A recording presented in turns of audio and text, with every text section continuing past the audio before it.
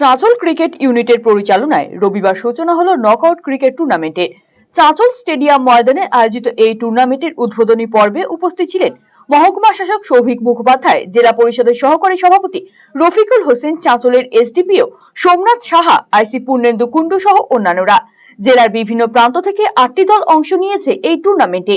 এদিনের প্রথম টুর্নামেন্টে পরস্পরের মুখোমুখি হয় কাহালা ওম 11 বনাম ধানগাড়াল সুমন প্রগতি ক্লাব। আগামী 12ই জানুয়ারি অনুষ্ঠিত হবে টুর্নামেন্টের ফাইনাল খেলা। চ্যাম্পিয়ন এবং রানার্স দলের হাতে ট্রফি সহ নগদ পুরস্কার তুলে দেওয়া হবে উদ্যোক্তাদের পক্ষ থেকে।